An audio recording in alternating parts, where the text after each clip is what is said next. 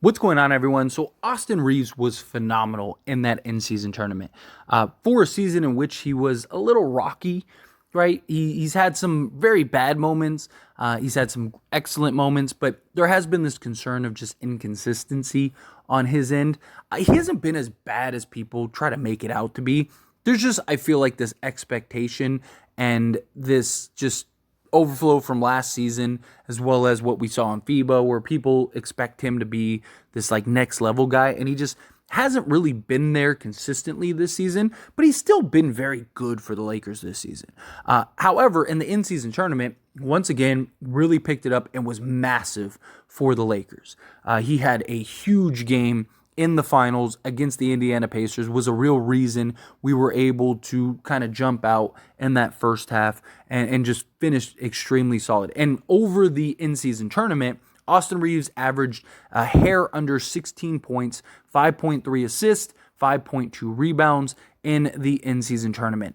And once again showed in big moments, the guy shows up, right? Like, however you feel about how he's been thus far in the regular season, he has been fantastic whenever it matters, whenever it counts, whenever it's a big game and a highlighted moment and the pressure is high. Who comes through time and time again? Austin Reaves. And ever since they moved Austin Reaves to the bench in that sixth man role, he has been much better for the Lakers. I've talked about it. I talked about it even in the offseason about potentially having him come off as the sixth man, because the beauty of Austin Reaves is that he gives you the same level of production whether he starts or comes off the bench. To him, it's more so of the opportunity in minutes, where I just thought off the bench, if you can squeeze out some production from other guys more on in the starting unit, like a Taurean Prince, Cam Reddish is an excellent example in that regard, and move Reaves to the bench, where he's going to give you that same production. It's going to bolster the bench unit, but also help with the starting unit. And so far, he has played in 23 games total, and 8 of them he's been starting. So in 15 of them, he has came off the bench so far. He's averaging 29 minutes per game. He's shooting 47% from the field, 33% from three. His three-point shot still hasn't really came around, which I do expect that to kind of pick back up, right? I do expect Austin Reaves to get back into a rhythm and flow from the three-point line. That has been a concern all season. That's been kind of the one constant, is that he just hasn't been shooting the three ball well, but he's been so good at just shooting the basketball last year in FIBA, and then I expect him to pick it up and right the ship. I just think he just needs to get in a rhythm. But he has shooting 56% in two-point range, and then has an EFG of 53.3%. He's averaging 14 points, 5 rebounds, 5 assists, 4.7 in both the rebounds and assists if you want specifics, 1 steal, and he's averaging 2.4 turnovers per game. He's having a great year. But the question is, will he win the sixth man of the year? Because he has been fantastic in the sixth man role. As I mentioned, he has been one of the best, most efficient sixth man guys thus far this year. And when you look at the stats, the betting stats, right? You have Tim Hardaway Jr., who on some forms, I'm going to show you a couple different places, but basically this is from the Vegas tracker, that Tim Hardaway Jr. and Austin Reaves keep fluctuating back and forth. Austin Reaves will, 1 week will be the favorite to win sixth man of the year, and then it's Tim Hardaway Jr. And then next in line, it's quickly Monk, Cole Anthony, and then even that fifth spot keeps fluctuating. But for the most part, the consistent 4 guys have been Tim Hardaway, Austin Reaves, Manuel Quickley, and Malik Monk. Here's another one through Fox. Fox betting through Austin Reaves is the favorite right now at plus 300. And then you have Tim Hardaway Jr. at 350, Manuel Quickley at plus 400. As I mentioned, those are the constant guys. Now, as far as efficiency goes, like I mentioned, Austin Reaves currently is number 1. So if you basically were to rank based on impact, stuff like that, Austin Reaves thus far has been the best in that six-man role, Tim Hardaway Jr. isn't far behind. Tim Hardaway Jr. has really embraced that six-man role for the Dallas Mavericks and has been excellent. So it's going to be a real, I think, dogfight between Tim Hardaway Jr. and Austin Reaves. And look, there is a real argument to be made for Tim Hardaway Jr. So far, again, through 19 games, in which all 19 games he has played off the bench. So he hasn't started any games yet for the Dallas Mavericks. However, Kyrie is out, so maybe that changes a little bit. But he's averaging in 27.7 minutes. He's shooting 42.4% from the field on 13.5 attempts. He's shooting 38% from three on 9 attempts. So almost all of his attempts are just pure three-point shooting, right? And then he's shooting 50% from two-point range. He has an EFG of 55.3. He's also giving 3.4 rebounds and 1.5 assists and averaging 17 points per game, 16.9.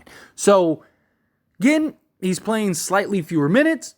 He's averaging, about 3 more points per game, although all of it has basically came from three-point range. If Austin Reaves' three-point shot even remotely comes back and becomes efficient, I could see Austin Reaves getting back up and kind of catching Tim Hardaway Jr. But also Austin Reaves is averaging more assists, more rebounds, more steals, more blocks, and also is shooting a better percentage as far as efficiency goes outside of the three-point shot, right? Again, three-point shot has been an issue for Austin Reaves. So these two guys are very comparable. These two guys are going to very likely lead the charge through the rest of the season. Unless something changes, Tim Hardaway Jr.